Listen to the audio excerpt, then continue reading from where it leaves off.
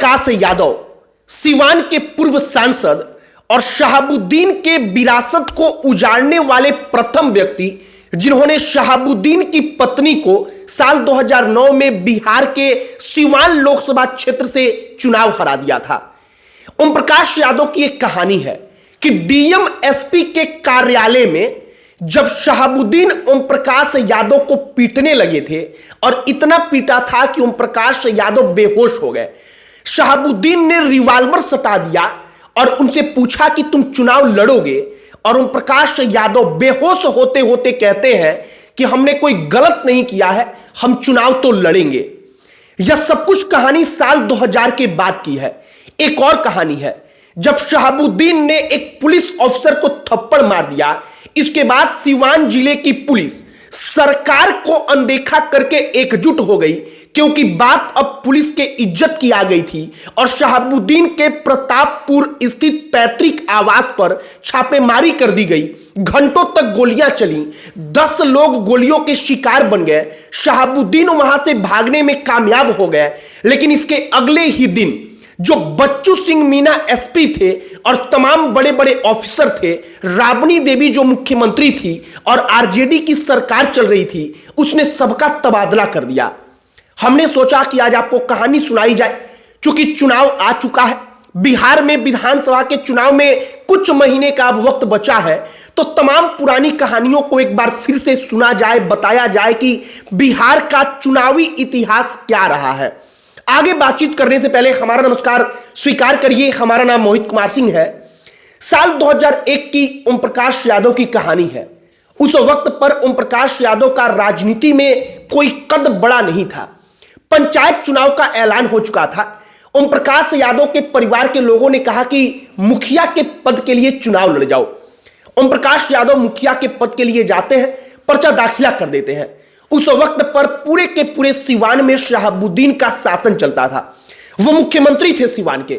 सिवान में अगर कोई एसपी आए, डीएसपी आए, डीएम आए, तो वो शहाबुद्दीन के यहां हाजिरी जरूर लगाता था। ओम प्रकाश यादव पर्चा दाखिला करके वापस आते हैं तो राष्ट्रीय जनता दल के ही कुछ नेता ओम प्रकाश यादव से संपर्क करते हैं। वो कहते हैं कि जिला परिषद का भी चुनाव लड़ जाओ। जिला परिषद का चुनाव ओम प्रकाश अगर लड़ते तो उनको पता था कि शहाबुद्दीन अपने एक आदमी को चुनाव लड़वा रहे हैं, उसके सामने चुनाव लड़ना पड़ता। ओम प्रकाश यादव को आरजेडी के ही कुछ नेता पिछले दरवाजे से कहते हैं कि हम सपोर्ट करेंगे, तुम चुनाव लड़ जाओ। ओम प्रकाश यादव चुनाव लड़ जाते हैं। जब ओम प्रकाश यादव चुनाव लड़ते हैं तो उनके सामने शहाबुद्दीन का एक शार्प शूटर होता है। ओम प्रकाश यादव मुखिया का भी चुनाव लड़ गए, इधर जिला परिषद का भी चुनाव लड़ गए और दोनों चुनाव ओम प्रकाश यादव जीत गए। शहाबुद्दीन इससे बौखला गए। शहाबुद्दीन का जो शार्प शूटर था वो भी बौखला गया और इन तमाम चीजों के बाद शहाबुद्दीन ने तत्काल कोई रिएक्शन नहीं दिया, लेकिन शहाबुद्दीन का फोन ओम प्रकाश यादव के घर पर आने लगा, उनके पास, उनकी पत्नी के पास, और धमकियां मिलने लगी। ओम प्रकाश यादव ने अपने आप को संभाला।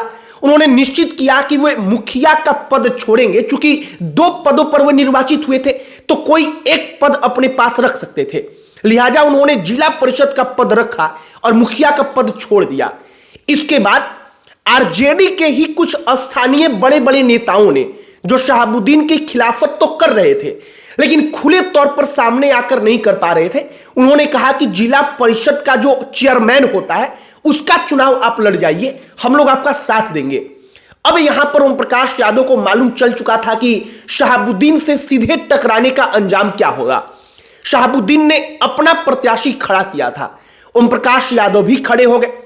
उस वक्त की कहानी हमने कई अलग अलग पत्रकारों के माध्यम से सुनी, कई जगहों पर लिखा था, उसके माध्यम से पढ़ा तो पता चला कि शहाबुद्दीन के लोगों ने, जो उस वक्त पर जिला परिषद के सदस्य बने थे, जो जितनी महिलाएं थी उन तमाम लोगों के पतियों को बंधक बना लिया। जो अन्य मेंबर थे, जो पुरुष थे, उनके परिवार के किसी सदस्य को अपने यहां बंधक बना लिया गया, एक जगह पर ले जाकर रख दिया गया और कहा गया कि आप लोग वोट देकर आइए, जब शहाबुद्दीन का प्रत्याशी जीत जाएगा तब आप लोग इनके साथ वापस घर चले जाइएगा।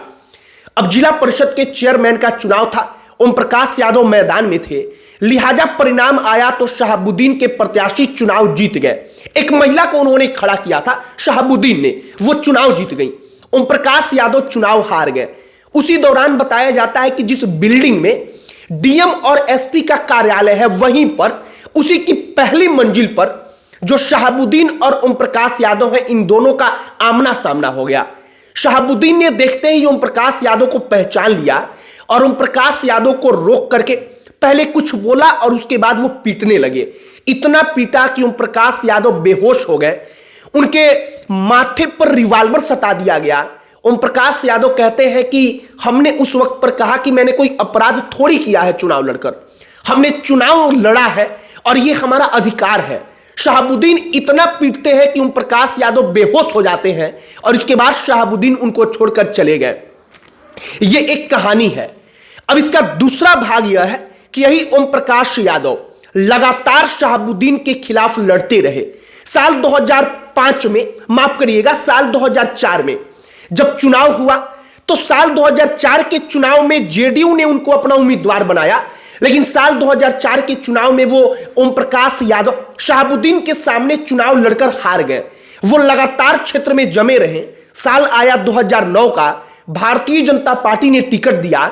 ओम प्रकाश यादव पहली बार शहाबुद्दीन की पत्नी हिना शहाब को हराने में कामयाब हो गए। और शहाबुद्दीन की पत्नी को हराने में कामयाब हो जाने का मतलब कि उन्होंने शहाबुद्दीन को हरा दिया और इसके बाद से सिवान की जो राजनीतिक पृष्ठभूमि थी वो बदलनी शुरू हो गई। एक और कहानी है, साल 2000 के बाद की ही है। उस दिन होता क्या है कि मार्च का महीना था, 15-16 मार्च की तारीख, साल 2001 का। एक आरजेडी के नेता को गिरफ्तार करने के लिए एक पुलिस ऑफिसर पुलिस की टुकड़ी के साथ एक कॉलेज में जाते हैं। वहां पर उनको गिरफ्तार करने के लिए पुलिस गई थी, लेकिन शहाबुद्दीन बीच में आकर खड़े हो गए। शहाबुद्दीन ने कहा कि आपको अरेस्ट नहीं करने देंगे। पुलिस अफसर के साथ विवाद बढ़ा।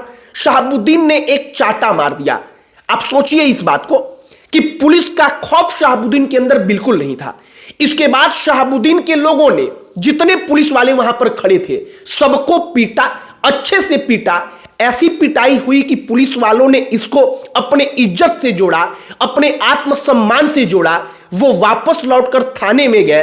पूरी की पूरी तैयारी की गई और सिवान पुलिस एक नए रंग और नए फ्लेवर के साथ पूरी की पूरी तैयारी करती है। प्रतापपुर में शहाबुद्दीन का पैतृक आवास है। प्रतापपुर उनके गांव में पुलिस ने ठान लिया कि हम वहां पर जाकर छापेमारी करेंगे, शहाबुद्दीन को गिरफ्तार करेंगे। पुलिस की टीम, जो तत्कालीन सिवान के एसपी थे बच्चू सिंह मीना, उनके नेतृत्व में उनके गांव जाती है। शहाबुद्दीन के आदमी चप्पे चप्पे पर तैनात थे। गोलीबारी शुरू होती है, घंटों गोलियां चलती हैं। 8 शहाबुद्दीन के आदमी मारे जाते हैं।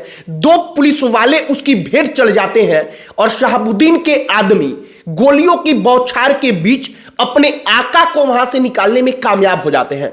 शहाबुद्दीन सिवान के प्रतापपुर से निकल चुके थे और शहाबुद्दीन प्रतापपुर छोड़कर जा चुका था। इसके अगले दिन क्या होता है? इसके अगले ही दिन पटना से आदेश आता है कि बच्चू सिंह मीना, जो तमाम बड़े बड़े पुलिस अधिकारी हैं, जो तमाम बड़े बड़े अन्य अधिकारी हैं, इन तमाम लोगों का तबादला किया गया है। यह तबादला उस वक्त पर राबड़ी देवी जो मुख्यमंत्री थी, लालू प्रसाद यादव की ही सरकार चल रही थी, राष्ट्रीय जनता दल सत्ता में थी, उसकी सरकार के द्वारा कर दिया गया। और कहा गया कि शहाबुद्दीन ने कसम खाया था कि बच्चू सिंह मीना जो एसपी हैं उनकी हत्या करेंगे।